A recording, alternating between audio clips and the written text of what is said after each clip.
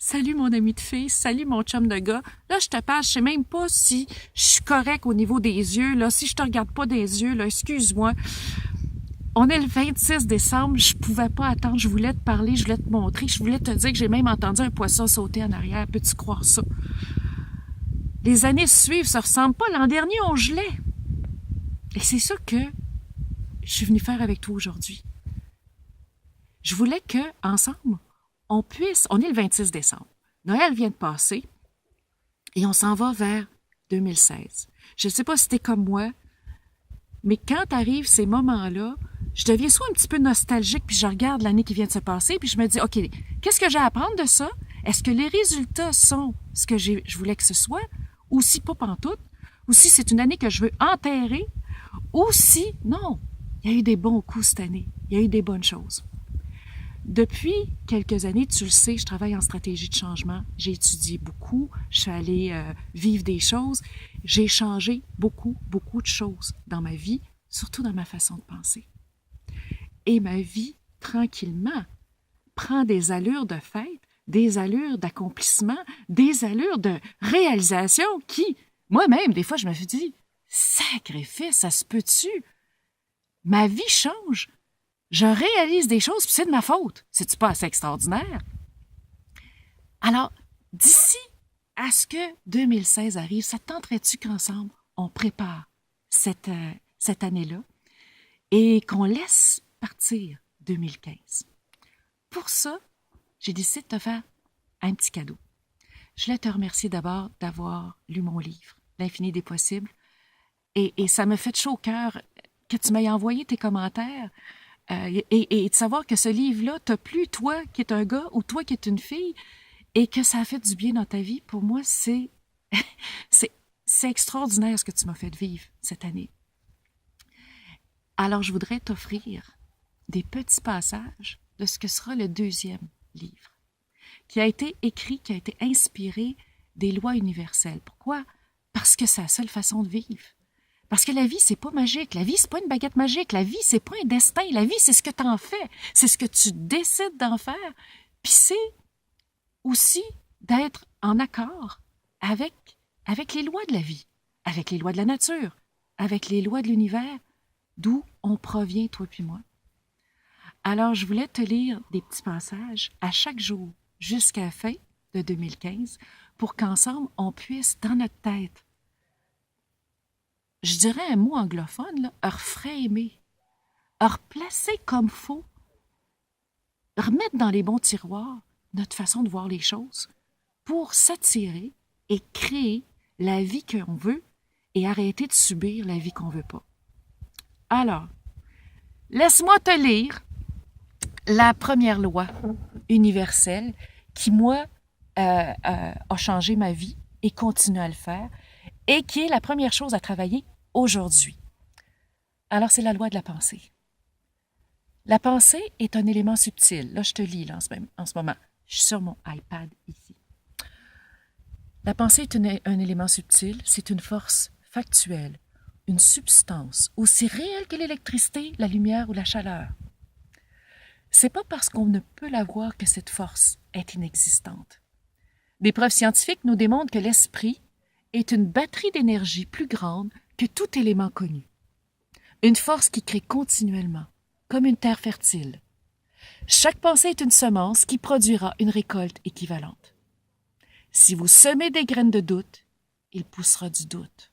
À l'inverse, si vous semez dans votre terre fertile de l'esprit des semences de bonheur, de confiance, c'est ce que tu vas récolter.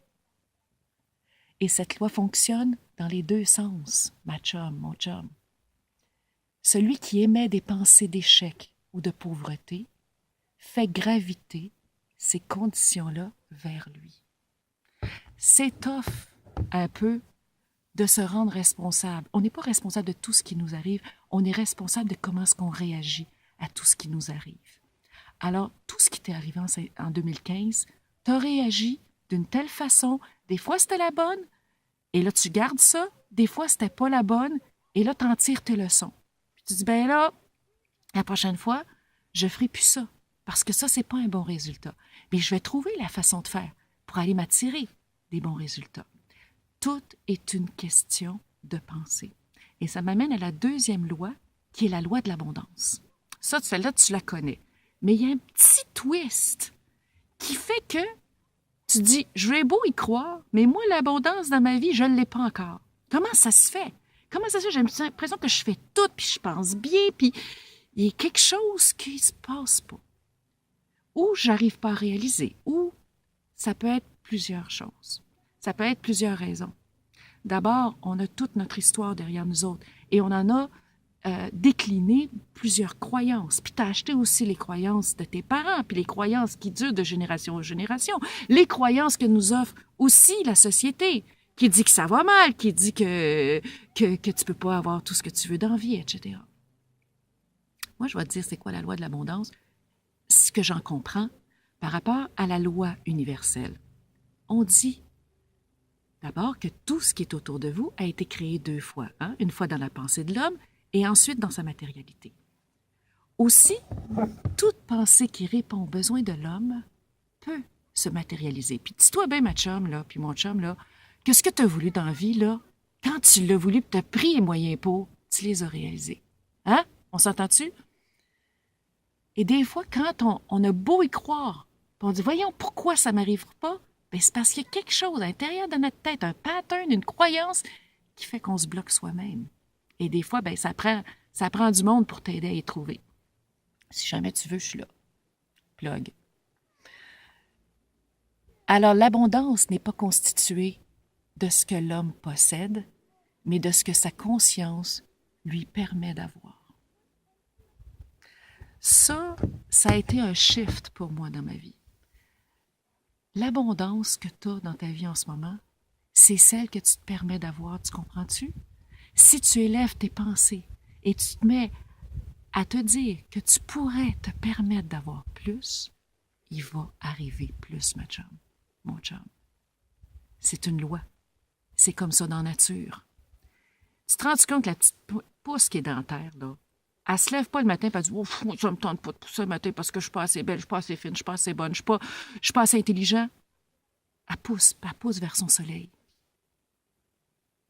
Ce que je veux que tu fasses aujourd'hui, c'est de faire un nettoyage de tes pensées, puis t'empêcher de penser à toutes tes rancunes, à tous tes regrets, à tous tes remords. On peut-tu mettre ça dans un sac, mettre ça à la poubelle, puis mettre ça au vidange, puis pas les entraîner en 2016, pas les traîner avec toi.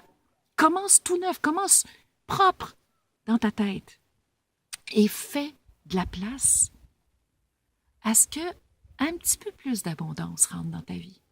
Ça va commencer par la croyance. Ça va commencer par les pensées que tu vas nourrir. Et ces pensées-là qui vont faire que tu vas te voir un petit peu plus grande ou un petit peu plus grand, un petit peu plus prospère, va faire en sorte que tu vas agir de cette façon-là. Parce que de la façon qu'on pense, ça entraîne des émotions. Si tu aimes ça, tu vas agir en conséquence. Ça va te faire agir d'une façon plus prospère, d'une façon plus inspirante, plus vivante. Et c'est ce que tu vas créer dans ta vie. J'espère que je t'ai parlé des yeux. Là. Je stresse là-dessus, j'ai l'impression que je parle à côté. Je ne sais pas où c'est que je parle. Mais j'espère que j'ai atteint ton cœur. Alors aujourd'hui, c'était ces 2 lois-là. La loi de la pensée, la loi de l'abondance, qui figure dans mes livres, dans mon prochain livre, La suite de l'infini des possibles. Alors j'espère que ça t'aide. Et demain, je vais t'en faire 2 autres. Et comme ça, on a 5 jours, on va approcher 2016 et on va être prêt à commencer l'année. Et je vais te proposer quelque chose à la fin pour être encore plus conscient de tes forces, plus conscient du pouvoir que tu as sur ta vie, le pouvoir que tu as de changer ta vie. À demain!